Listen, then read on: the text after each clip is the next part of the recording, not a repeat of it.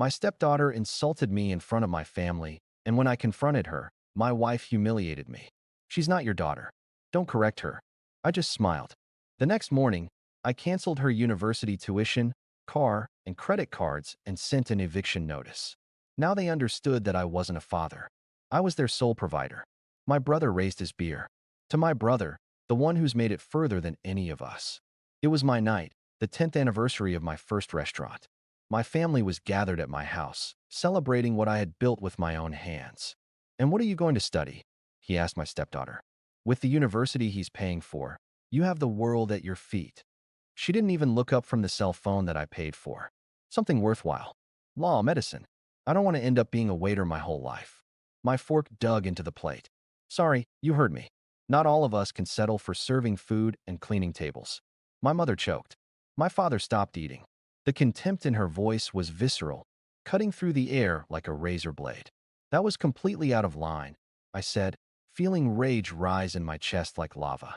My wife glared at me as if I were the problem. "She's not your daughter, so shut your mouth. At least she knows what she wants, unlike you who got stuck serving plates." The blow was perfect. In front of my family, she trampled on everything I was, everything I had built.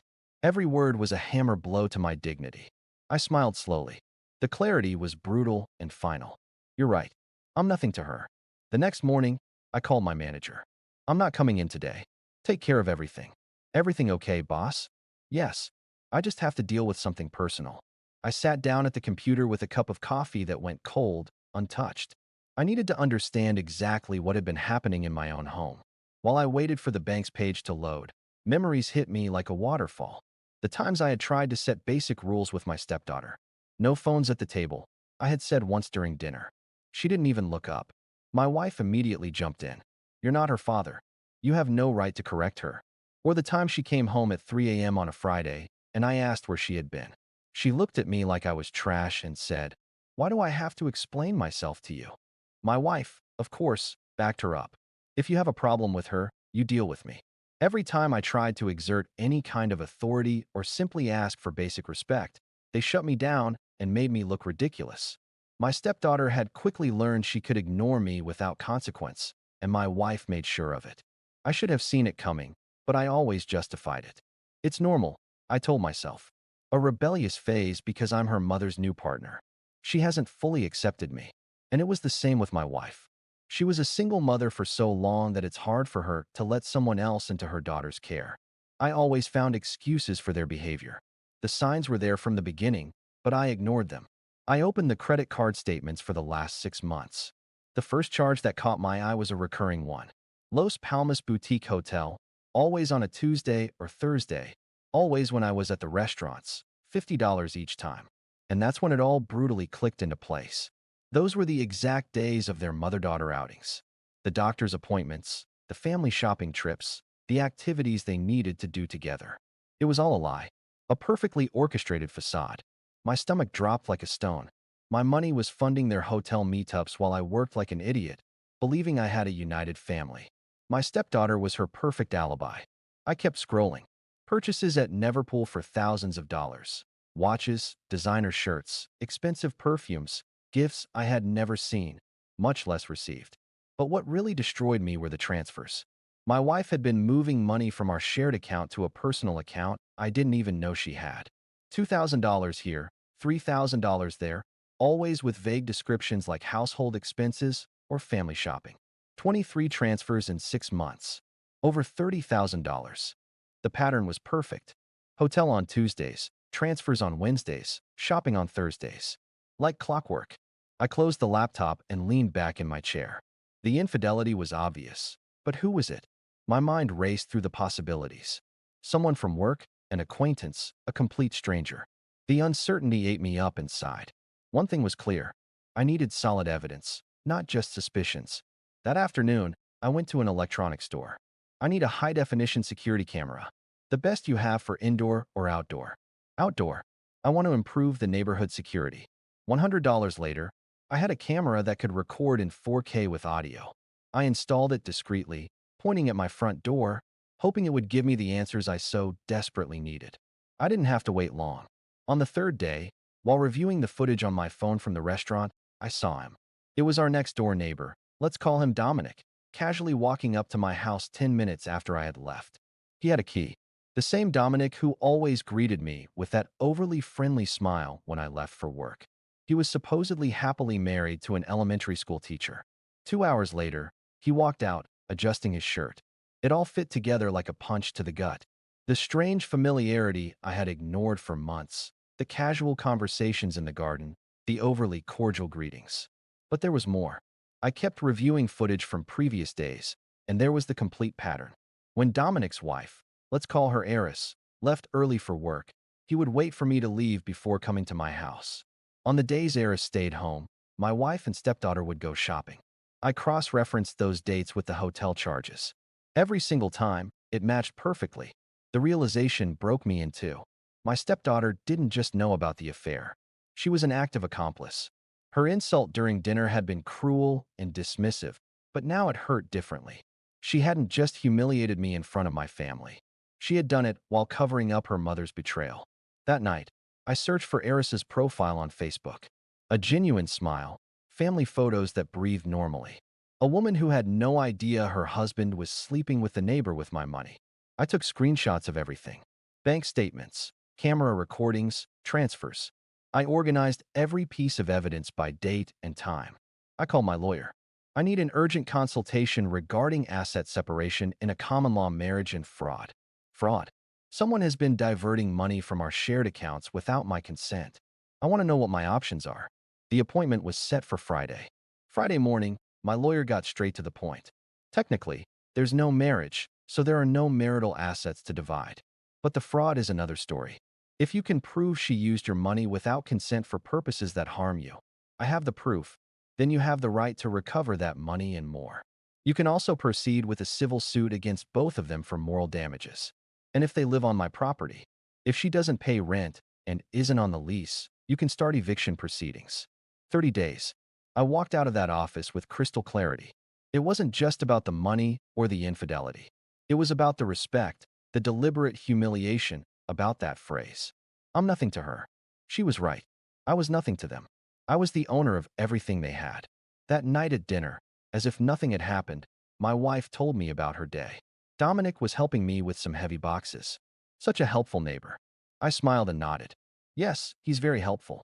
While she talked about plans for the weekend, I discreetly pulled out my phone under the table. I opened the banking app, navigated to the credit card section, and with 3 cold, precise taps, I canceled every supplementary card in her name and my stepdaughter's. I looked up and smiled at her, nodding along to whatever she was saying. The game had begun. On Wednesday night, my phone rang. It was my wife, but not the calm voice I knew. This time, she was furious. What the hell happened with the cards? I tried to pay for dinner, and my card was declined. You have no idea the embarrassment you put us through. The bank is investigating some unrecognized charges. I replied with the coldest calm I could muster. I canceled the cards 2 days ago. Sorry I didn't tell you, but it all happened very fast. Unrecognized charges. What kind of charges are you accusing me? No, honey. They're purchases and transactions that don't match our usual spending. That's why I canceled the cards. Maybe your daughter lent the cards to her friends, and that's where the charges came from. We have to wait for the bank to finish verifying the data. There was a long pause. How long is this going to take? It could be weeks. It's an exhaustive process. I heard her take a deep breath, fighting for control. And in the meantime, you have to give us money. We're your responsibility. You are our provider. I'll give you something for the supermarket tomorrow. For the supermarket. Seriously, we need more than that, honey. It's what I can do while this all gets sorted out. As soon as the bank finishes its investigation, we'll go back to normal. I just need us to be patient. She hung up without saying goodbye. The following days were a symphony of complaints. My stepdaughter grew increasingly frustrated because she couldn't maintain her lifestyle. No shopping trips to the mall, no expensive outings with her friends, no extra dance classes that I paid for. Friday afternoon, the decisive moment arrived. I walked into the house with a smile I couldn't hide. "Why are you so happy?" my wife asked suspiciously. "I made a difficult but necessary decision. I sold your daughter's car." The silence that followed was deafening. "What?" My stepdaughter appeared out of nowhere, her eyes wide. "You sold my car. If we're having financial problems, we have to make sacrifices. The car is a luxury we can't afford right now. How could you do this to me? Her voice broke between fury and tears. That car was mine. It was a car I was paying for. If I can't keep up with the payments, I have to sell it. Then came the speech I had been waiting for since that night at dinner. This is ridiculous. I can't live like this. Wait, are you saying we won't have money for a while? But for how much longer? University registration is coming up, and you know I'm not going to a public one. My education has to be the best if I want to get further than you. There it was. Pure undisguised contempt. I don't know why my mother is still with you. If you can't even pay for my education, you're a failure. I'm doing the best I can in a difficult situation, I replied with a calmness that surprised me. The following Monday, real panic set in. My stepdaughter ran into the house, phone in hand, her eyes watery. The university tuition payment was declined. They said, if we don't pay in 72 hours, I'll be dropped from all my classes. My wife looked at me with absolute panic. You have to fix this now. I can't, I said, shrugging with the most sympathetic expression I could feign. With the bank investigation, I've had to freeze all large payments. It's security protocol. It's over $15,000 per semester. My stepdaughter was trembling. You can't leave me like this. I'm very sorry, but it's out of my hands. You'll have to wait for the investigation to be resolved, but I'll fall a whole semester behind. Maybe you can get a job in the meantime to help with expenses or consider a more affordable university temporarily. Her face turned red with indignation. That night, I heard her crying in her room while she told her mother everything. It didn't take 5 minutes for her to come for me. Oh, no, you don't. My wife's voice echoed through the house. You have to pay for your daughter's university. There it was again. Your daughter when she needed money. But she's not your daughter when she wanted to humiliate me. Honey, you know I'd do anything for her if it were in my hands. But don't give me excuses. She is your responsibility. You can't ruin her future because of your financial problems. They're not my problems. It's a bank investigation. I don't give a damn about the investigation. Get the money from wherever you have to. I looked at her with the most pained expression I could manage. I'm doing everything I can. As soon as this is resolved, it will be my priority. But inside, I was smiling. While I maintained my facade as a husband overwhelmed by financial problems, I had escalated my surveillance. I installed cameras inside my own house in addition to the one outside. If Dominic and my wife were going to use my home for their encounters, I was going to document every second. On Wednesday afternoon, while reviewing the footage from the restaurant, I heard the conversation that changed everything. Dominic was in my living room talking on the phone. His voice came through clearly from the hidden camera. Eris, honey, we need to talk. Seriously? No, it's not about the money. It's about us. A long pause. Yes, I know you just found out about the pregnancy, but I have to be honest with you. I'm not sure I'm ready for this.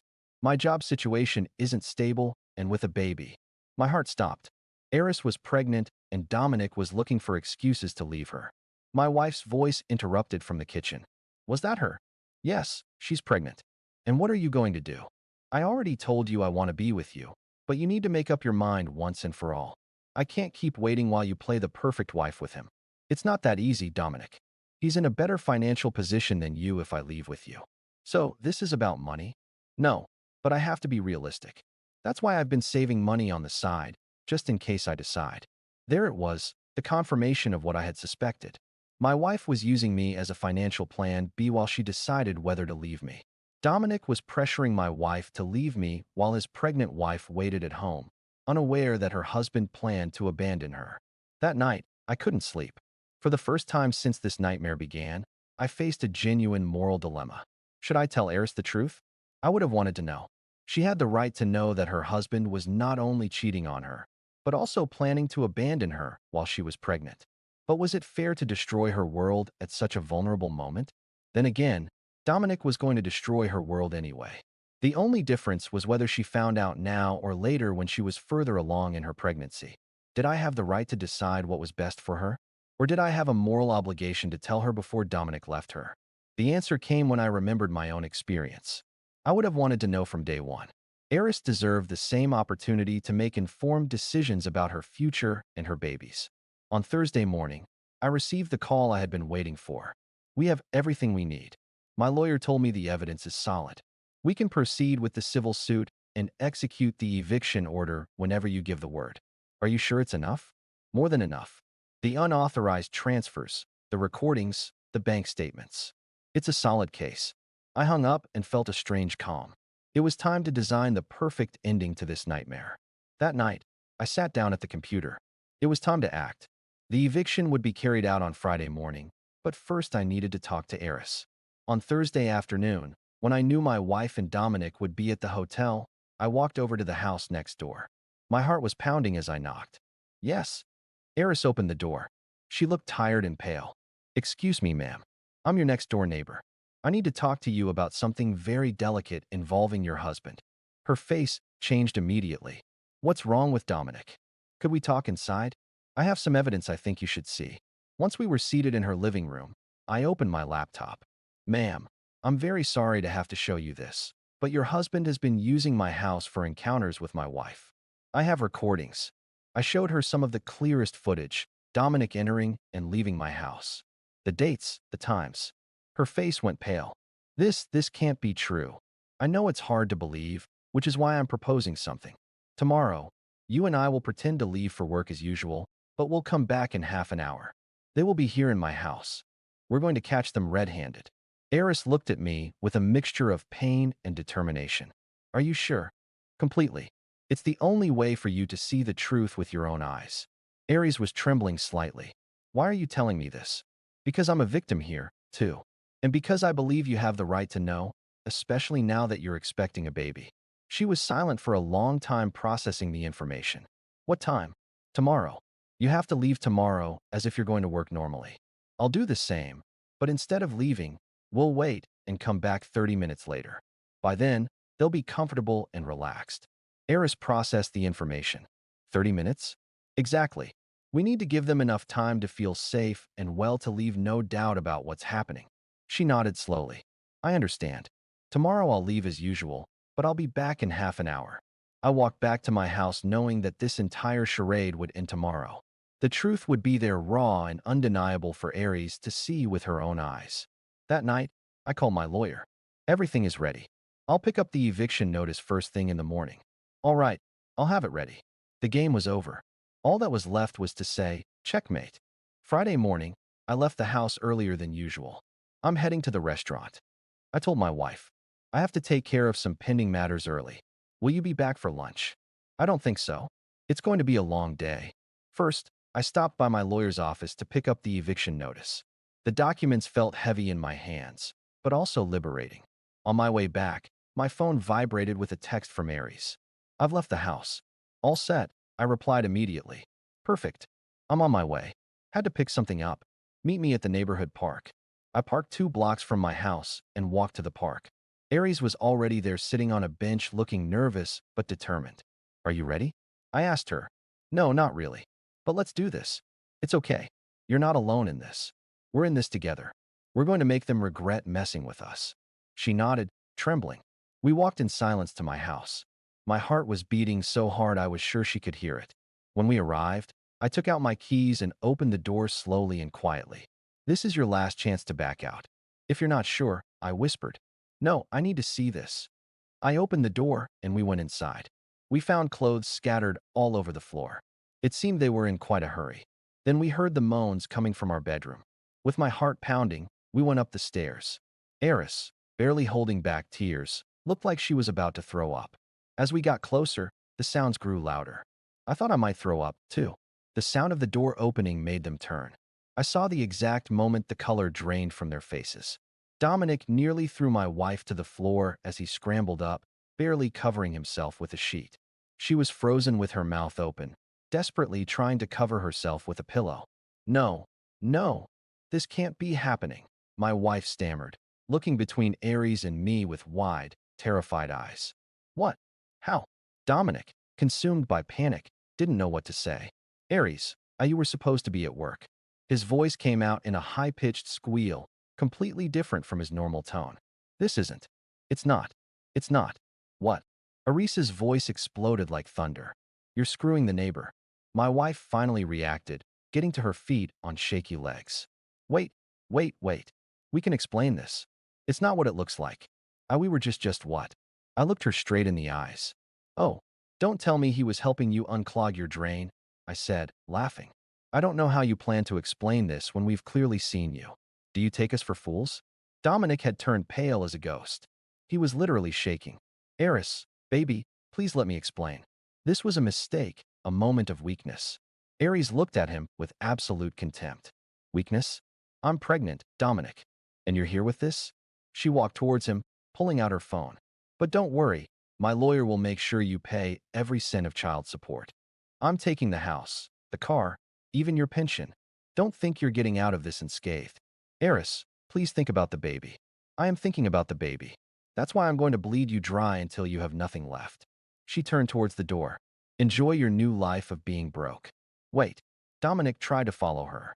Get away from me. Eris spun around. The next time you want to talk to me, it will be through my lawyer. She left the room. I heard her footsteps going down the stairs, then the slam of the front door.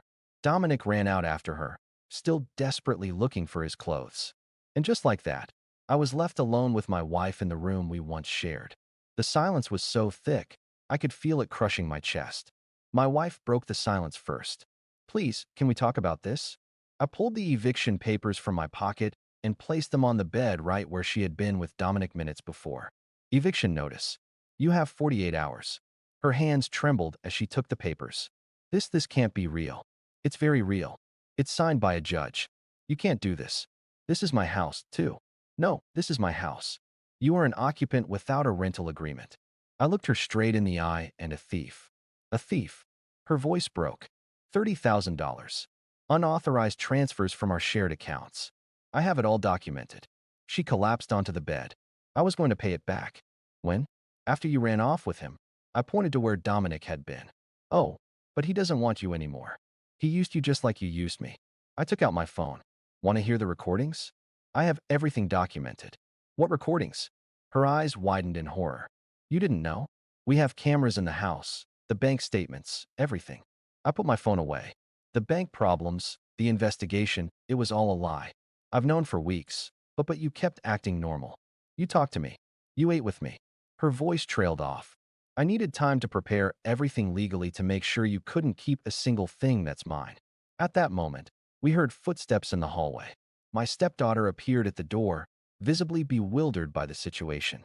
Mom, what's going on here? She saw her mother half naked on the bed. Your mother has been having an affair with the neighbor for 6 months. I told her bluntly. My stepdaughter looked at me, then at her mother. That's a lie. My wife didn't know what to do or say. And you knew. I added. The mother-daughter outings, the hotels. My stepdaughter lowered her head, unable to deny it. As they say, silence speaks volumes. So, you knew the whole time. It wasn't a question. I took the papers from the bed and gave them to her. You both have 48 hours. What? My stepdaughter snapped her head up. You're kicking us out. It's an eviction order signed by a judge. I handed her the papers. By the way, tell your mother to watch the mail. The summons for the lawsuit over the $30,000 she stole will be arriving soon.